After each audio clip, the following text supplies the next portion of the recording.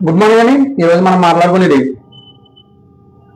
నిన్న లైలా ఆడియో ఫంక్షన్లో కటార్ రాజు గారు అబ్బాయి విశ్వక్సేన్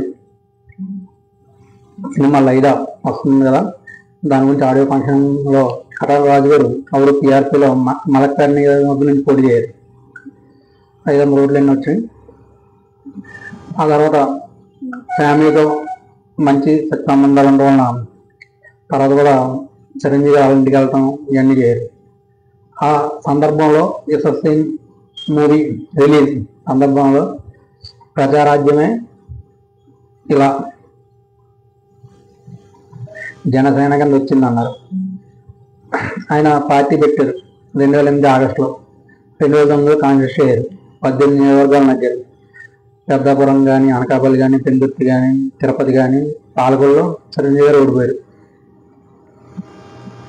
తర్వాత ప్రజలు ఎక్కువయ్యో, ఇంకోటి ఎక్కువయ్యో, తర్వాత పార్టీని ఆపలేమన్న ఉద్దేశంతో ఆయన పార్టీని క్లోజ్ చేసి కాంగ్రెస్లో కలిపారు. ఇప్పుడు ప్రజారాజ్యం పార్టీ కాంగ్రెస్. తర్వాత 2014 ఎలక్షన్ ముందు ఇలా స్టేట్ డివైడ్ అయిపోయిన తర్వాత పవన్ కళ్యాణ్ గారు ఒక మీటింగ్ పెట్టి జనసేన అనే పార్టీ మార్గా చెందేలా చేశారు. ఆ పార్టీ అప్పుడు టీడీపీకి సపోర్ట్ చేసింది.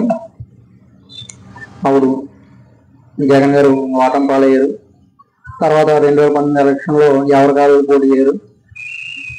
అప్పుడన్నా సరే చిరంజీవి గారు ముందొచ్చి ప్రజారాజ్యం జనసేన అంటే బాగుండేది. కానీ ఇప్పుడు దీంట్లో కష్టం అంతా పవన్ కళ్యాణ్ గారు 2014లో సపోర్ట్ చేయరు. 2019లో గాజువాక, భీమవరంలో 2 చోట్ల ఓడిపోయారు. అయినా సరే పట్టుదలతో ఏదో తినాలా చేయాలన్న తపంతో పార్టీని ముందుకు తీసుకుంటూ వచ్చారు. దీంట్లో కష్టం అంతా పవన్ కళ్యాణ్ గారు. ఆయనకి సరైన క్యాడర్ లేదు. Only east, west, next Vizag, next Uttarandhra తప్ప ఇలా రాయలసీమ వస్తే బలమైన నాయకులు లేరు. ఇప్పుడిప్పుడే ఒంగోలు శ్రీనివాసరెడ్డి గారు కానీ ఇలాంటి రోజులు తీసుకుని బలపడుతున్నారు. కానీ ఆయన పవన్ కళ్యాణ్ గారు జనాలకు ఏదో చేయాలన్న ఉద్దేశంతో ఉన్నారు. 100% ఆయన చేస్తారు. ఎందుకంటే చూస్తున్నాం సినిమా షూటింగ్స్ కూడా నైట్ టైం, హరిహర వీరమల్లు రోజు ఇవన్నీ కూడా నైట్ టైం చేస్తున్నారు షూటింగ్స్. పగలంతా కూడా జనాలకి ఏదో చేయాలని అరకెళ్ళటం కానీ, విలేజ్ డెవలప్మెంట్ కానీ, ఫారెస్ట్ కానీ ఈ ఏరియాలన్నీ తిరిగి దీంట్లో మాత్రం 100% పవన్ కళ్యాణ్ గారు కష్టమే ఉంది. అటు నాగబాబు గారు కూడా పవన్ కళ్యాణ్ గారు సపోర్ట్ చేయరు.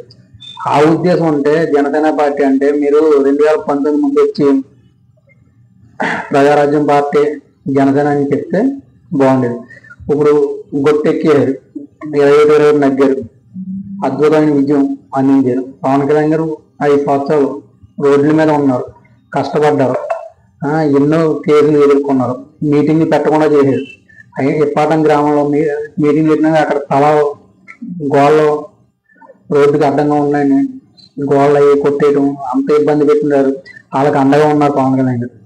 అలాగే చంద్రబాబు నాయుడు గారు జైల్లో ఉంటే అండగా నిజమ వ్యక్తి పవన్ కళ్యాణ్. ఇలా ఇన్ని రకాల వేలో పవన్ కళ్యాణ్ గారు ఉన్నారు.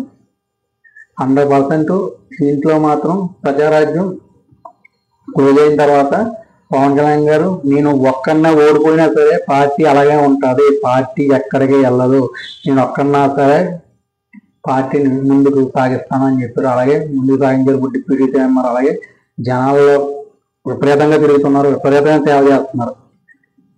అది నాయకుల లక్షణం.